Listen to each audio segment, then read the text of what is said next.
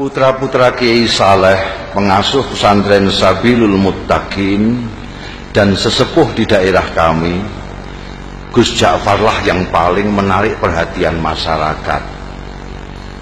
Mungkin Gus Ja'far tidak sealim dan sepandai saudara-saudaranya, tapi dia mempunyai keistimewaan yang membuat namanya tenar hingga keluar daerah.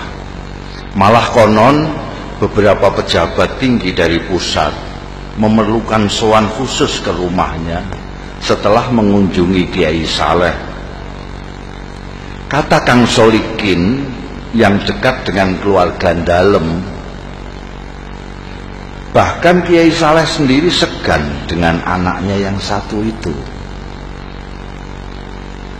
Kata Kiai, Gus Ja'far itu lebih tua dari beliau sendiri. Cerita Kang Solikin suatu hari kepada kawan-kawannya yang sedang membicarakan putra bungsu Kiai Saleh itu.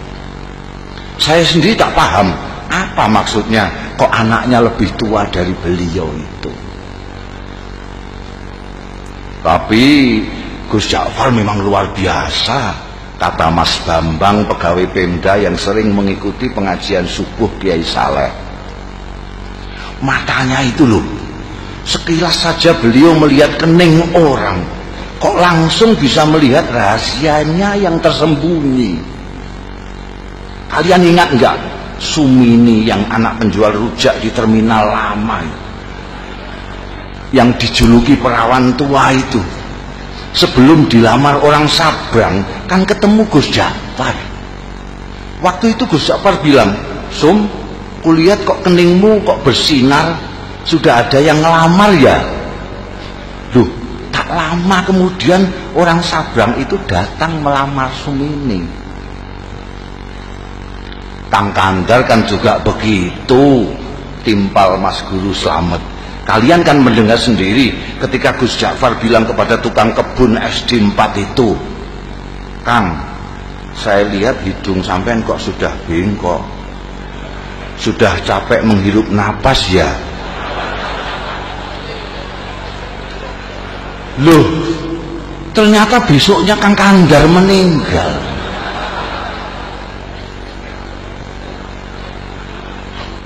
Ya, waktu itu saya pikir Gus Ja'far hanya berkelakar, sahut Ustadz Kamil. Nggak taunya beliau sedang membaca tanda pada diri Kang Kandar. Saya malah mengalami sendiri, kata Lik Salamun pemborong yang dari tadi sudah kepengin ikut bicara. Waktu itu tak ada hujan, tak ada angin, Gus Ja'far bilang pada saya, "Wah, saku sampean kok mondol-mondol, dapat proyek besar ya?" Padahal saat itu saku saya justru sedang kempes-kempesnya. Dan percaya atau tidak, esok harinya saya memenangkan tender yang diselenggarakan Pemda tingkat provinsi. Apa yang begitu itu yang disebut ilmu kasab ya? Tanya Pak Carik yang sejak tadi hanya asik mendengarkan. Mungkin saja, jawab Ustadz Kamil. Makanya saya justru takut ketemu Gus Ja'far itu. Takut dibaca tanda-tanda buruk saya. Lalu pikiran saya terganggu. Maka ketika kemudian sikap Gus Ja'far berubah, masyarakat pun geger. Terutama para santri kalong, orang-orang kampung yang ikut mengaji tapi tidak tinggal di pesantren seperti Kang Solikin yang selama ini merasa dekat dengan beliau. Mula-mula Gus Ja'far menghilang berminggu-minggu. Kemudian ketika kembali, tahu-tahu sikapnya berubah menjadi manusia biasa. Dia sama sekali berhenti dan tak mau lagi membaca tanda-tanda, tak mau lagi memberikan isyarat-isyarat yang berbau ramalan. Ringkas kata, dia benar-benar kehilangan keistimewaannya. Jangan-jangan ilmu beliau hilang pada saat beliau menghilang itu. Komentar Mas Guru Slamet penuh penyesalan. Wah, sayang sekali. Apa gerangan yang terjadi pada beliau ya? Kemana beliau pergi saat menghilang pun kita tidak tahu, kata Lik Salamun. Kalau saja kita tahu kemana beliau pergi, mungkin kita akan mengetahui apa yang terjadi pada beliau dan mengapa beliau kemudian berubah. Tapi bagaimanapun ini ada hikmahnya, ujar Ustadz Kamil. Paling tidak kini kita tidak bisa setiap saat menemui Gus Ja'far paling tidak kini kita bisa setiap saat menemui Gus Ja'far tanpa merasa deg-degan dan was-was. Bisa mengikuti pengajiannya dengan niat tulus mencari ilmu, tidak takut ditebak-tebak. Maka jika kita ingin mengetahui apa yang terjadi dengan Gus kita ini hingga sikapnya berubah dan ilmunya hilang, sebaiknya kita langsung saja menemui beliau. Begitulah sesuai usul Ustadz Kamil, pada malam Jumat sehabis wiridan salat Isya, saat mana Gus Ja'far Prai tidak mengajar, rombongan santri Kalong sengaja mendatangi rumahnya. Kali ini hampir semua anggota rombongan merasakan keakraban Gus Ja'far jauh melebihi yang sudah-sudah. Mungkin karena kini tidak ada lagi sekat berupa rasa segan, was-was dan takut dibaca tanda-tanda. Setelah ngobrol kesana kemari, akhirnya Ustadz Kamil berterus terang mengungkapkan maksud utama kedatangan rombongan. Gus, di samping silaturahmi seperti biasa, malam ini kami datang juga dengan sedikit keperluan khusus. Singkatnya, kami penasaran dan sangat ingin tahu latar belakang perubahan sikap sampean. Perubahan apa? Tanya Gus Ja'far sambil tersenyum penuh arti. Sikap yang mana? Kalian ini ada-ada saja. Saya kok merasa tidak berubah. Dulu sampean kan biasa dan suka membaca tanda-tanda orang, tukas Mas Guru Slamet. Kok sekarang tiba-tiba mapet, sampean tak mau lagi membaca, bahkan diminta pun tak mau. Oh itu, kata Gus Ja'far seperti benar-benar baru tahu.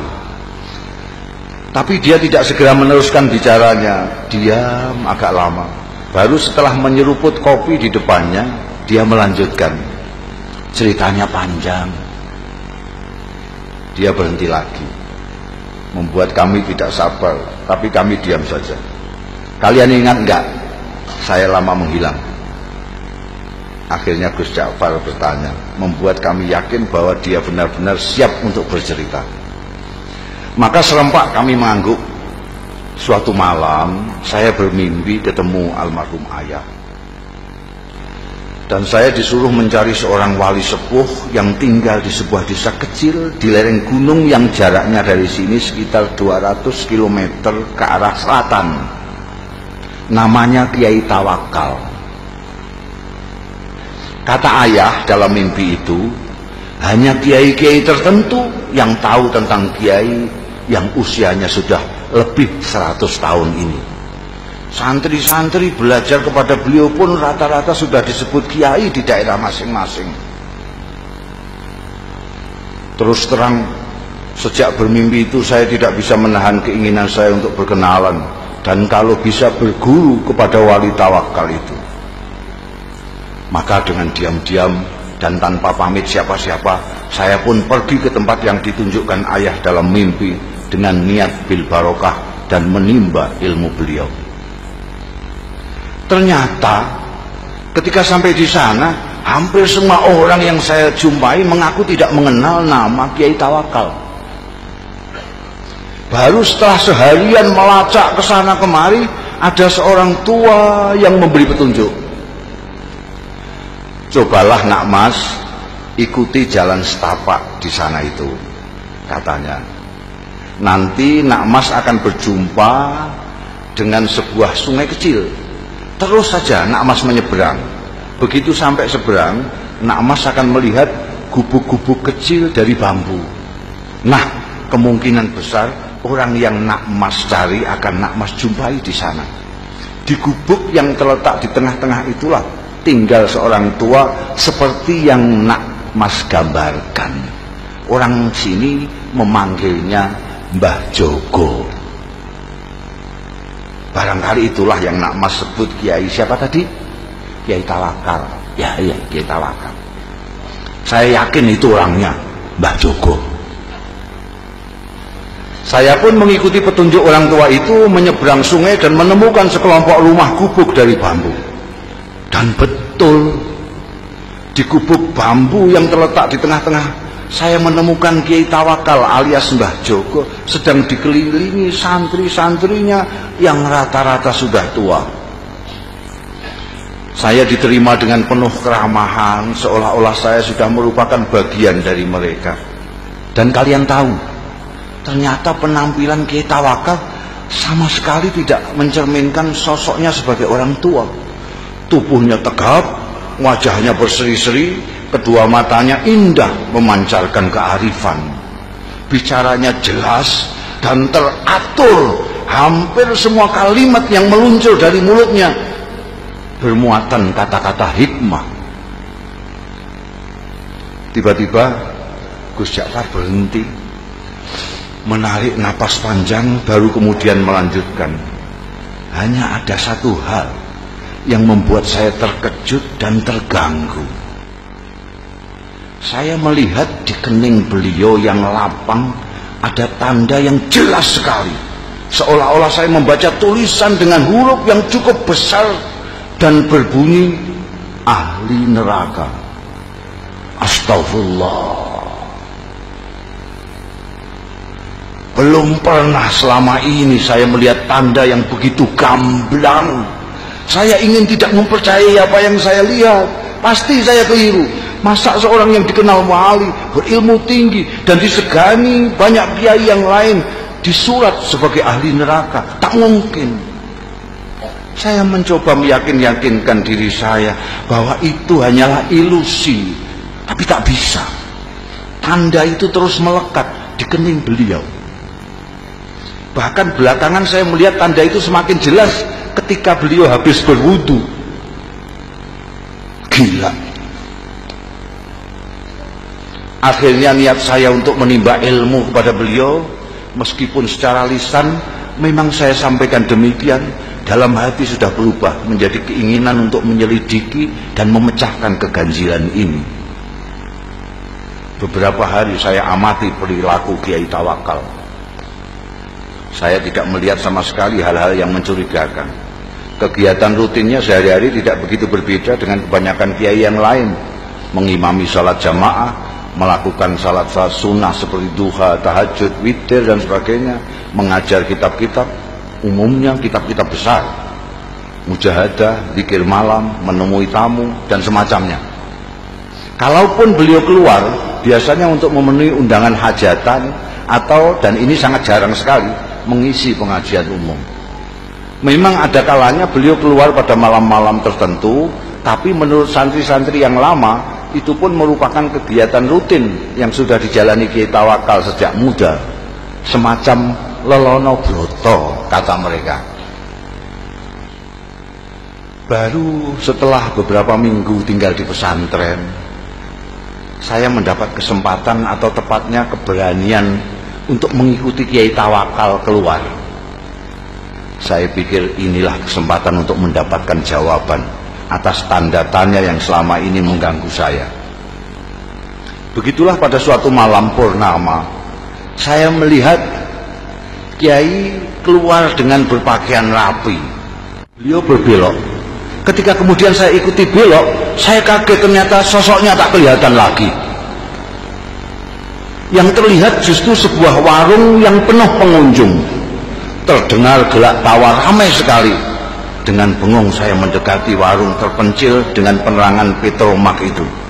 Dua orang wanita, yang satu masih muda, yang satu lagi agak lebih tua, dengan dandanan yang menor, sibuk melayani pelanggan sambil menebar tawa genit ke sana kemari. Tidak mungkin Kiai mampir ke warung ini, pikir saya. Ke warung biasa saja tidak pantas, apalagi warung yang suasananya saja mengesankan kemesuman itu. Mas Ja'far, tiba-tiba saya dikagetkan oleh suara yang tak asing di telinga saya, memanggil-manggil nama saya. Masya Allah, saya hampir tidak mempercayai pendengaran dan penglihatan saya. Memang betul mata saya melihat Kiai Tawakal melambaikan tangan dari dalam warung. Dengan kikuk dan pikiran tak karuan, saya pun terpaksa masuk dan menghampiri Kiai saya yang duduk santai di pojok. Warung penuh dengan asap rokok. Kedua wanita menor menyambut saya dengan senyum penuh arti. Kiai Tawakal menyuruh orang di sampingnya untuk bergeser. Kasih kawan saya ini tempat sedikit. Lalu kepada orang-orang yang ada di warung, Kiai memperkenalkan saya. Katanya, ini kawan saya, dia baru datang dari daerah yang cukup jauh, cari pengalaman katanya. Mereka yang duduk dekat serta-merta mengulurkan tangan, menjabat tangan saya dengan ramah, sementara yang jauh melambaikan tangan. Saya masih belum sepenuhnya menguasai diri, masih seperti dalam mimpi, ketika tiba-tiba saya dengar Kiai menawari, minum kopi ya. Saya mengangguk asal mengangguk. Kopi satu lagi yuk, kata Kiai kepada wanita warung sambil mendorong piring jajan ke dekat saya. Silakan, ini namanya Rondo Royal, tape goreng kebanggaan warung ini. Lagi-lagi saya hanya mengangguk kepala asal mengangguk. Kiai Tawakal kemudian asik kembali dengan kawan-kawannya dan membiarkan saya bengong sendiri. Saya masih tak habis pikir, bagaimana mungkin Kiai Tawakal yang terkenal waliullah dan dihormati para kiai lain bisa berada di sini, akrab dengan orang-orang beginian, bercanda dengan wanita warung. Inikah yang disebut Lelono Broto? Ataukah ini merupakan dunia lain beliau yang sengaja disembunyikan dari umatnya? Tiba-tiba saya seperti mendapat jawaban dari tanda tanya yang selama ini mengganggu saya, dan karenanya saya bersusah payah mengikutinya malam ini. Oh, pantas di keningnya aku lihat tanda itu. Tiba-tiba sikap dan pandangan saya terhadap beliau berubah. Mas, sudah larut malam. Tiba-tiba suara Kiai Tawakal membuyarkan lamunan saya. Kita pulang yuk. Dan tanpa menunggu jawaban saya, Kiai membayari minuman dan makanan kami, berdiri, melambai kepada semua, kemudian keluar. Seperti kerbau dicocok hidung, saya pun mengikutinya. Ternyata setelah melewati kebun sengon, Kiai Tawakal tidak menyusuri jalan-jalan yang tadi kami lewati. Biar cepat, kita mengambil jalan pintas saja ya, katanya. Kami melewati pematang, lalu menerobos hutan, dan akhirnya sampai di sebuah sungai. Dan sekali lagi saya menyaksikan kejadian yang mengguncangkan. Kiai Tawakal berjalan di atas permukaan air sungai seolah-olah di atas jalan biasa saja. Delonyor-delonyor. Sampai di seberang, beliau menoleh ke arah saya yang masih berdiri mematung. Beliau melambai, ayo, teriaknya. Untung saya bisa berenang. Saya pun kemudian berenang menyeberangi sungai yang cukup lebar. Sampai di seberang, ternyata Kiai Tawakal sudah duduk-duduk di bawah pohon randu alas menunggu. Kita istirahat sebentar, katanya, tanpa menengok saya yang sibuk berpakaian. Kita pasti punya waktu, insya Allah sebelum subuh kita sudah sampai pondok. Setelah saya ikut duduk di sampingnya, tiba-tiba dengan suara berwibawa, Kiai berkata mengejutkan, bagaimana? Kau sudah menemukan apa yang kau cari? Apakah kau sudah menemukan pembenar dari tanda yang kau baca di kening saya? Mengapa kau seperti masih terkejut? Apakah kau yang mahir melihat tanda-tanda menjadi ragu terhadap kemahiranmu sendiri? Dingin air sungai rasanya semakin menusuk mendengar rentetan pertanyaan beliau yang menelanjangi itu. Saya tidak bisa berkata apa-apa. Beliau yang kemudian terus berbicara, anak muda, kau tidak perlu mencemaskan saya hanya karena kau melihat tanda ahli neraka di kening saya. Kau pun tidak perlu bersusah payah mencari bukti yang menunjukkan bahwa aku memang pantas masuk neraka. Karena pertama, apa yang kau lihat belum tentu merupakan hasil dari pandangan kalbumu yang bening. Kedua, kau tak akan tahu sebagaimana neraka, surga, aku adalah milik Allah. Maka terserah kehendaknya, apakah ia mau memasukkan diriku ke surga atau ke neraka. Untuk memasukkan hambanya ke surga atau neraka, sebenarnya lah ia tidak memerlukan alasan. Sebagai kiai, apakah kau berani menjamin amalmu pasti mengantarkanmu ke surga kelak? Atau kau berani mengatakan bahwa orang-orang di warung yang tadi kau pandang sebelah mata itu pasti masuk neraka? Kita berbuat baik karena kita ingin dipandang baik olehnya. Kita ingin berdekat-dekat dengannya, tapi kita tidak berhak menuntut balasan kebaikan kita darinya. Mengapa? Karena kebaikan kita pun berasal darinya. Bukan begitu? Bukan begitu. Aku hanya bisa menuntut, sementara Kiai Tawakal terus berbicara sambil menepuk-nepuk punggung saya. Kau harus lebih berhati-hati bila mendapat cobaan Allah berupa anugerah. Cobaan yang berupa anugerah tidak kalah gawatnya dibanding cobaan yang berupa penderitaan. Seperti mereka yang di warung tadi, kebanyakan mereka orang susah. Orang susah sulit kau bayangkan bersikap takabur atau ujub, atau sikap-sikap lain yang cenderung membesarkan diri sendiri. Berbeda dengan mereka yang mempunyai kemampuan dan kelebihan, godaan untuk takabur, sombong dan sebagainya itu datang setiap saat. Apalagi bila kemampuan dan kelebihan itu diakui oleh banyak pihak. Malam itu saya benar-benar merasa mendapatkan pemahaman dan pandangan baru dari apa yang selama ini sudah saya ketahui. Ayo kita pulang, tiba-tiba Kiai bangkit. Sebentar lagi subuh, setelah sembahyang subuh nanti kau boleh pulang. Saya tidak merasa diusir. Nyatanya memang saya sudah mendapat banyak dari kiai luar biasa ini. Ketika saya ikut bangkit, saya celinguan. Kiai Tawakal sudah tak tampak lagi. Dengan bingung saya terus berjalan. Ku dengar azan subuh berkumandang dari sebuah surau, tapi bukan surau bambu kami. Seperti orang linglung, saya datangi surau itu dengan harapan bisa ketemu dan berjamaah salat subuh dengan Kiai Tawakal. Tapi jangankan Kiai Tawakal, orang yang mirip beliau pun tak ada. Tak seorang pun dari mereka yang berada di surau itu yang saya kenal. Baru setelah sembahyang, seseorang menghampiri saya. Apakah sampean Ja'far? Tanyanya. Ketika saya mengiyakan, orang itu pun menyerahkan sebuah bungkusan besar yang ternyata berisi barang-barang milik saya sendiri. Ini titipan Mbah Jogo, katanya milik sampean. Beliau di mana? Tanya saya buru-buru. Mana saya tahu, jawabnya. Mbah Jogo datang dan pergi semaunya. Tak ada seorang pun yang tahu dari mana beliau datang dan kemana beliau pergi. Begitulah ceritanya.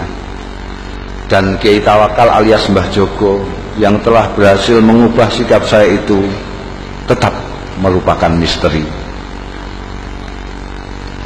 Gus Ja'far sudah mengakhiri ceritanya, tapi kami yang dari tadi suntuk mendengarkan masih diam tercenung sampai Gus Ja'far kembali menawarkan sungguhannya.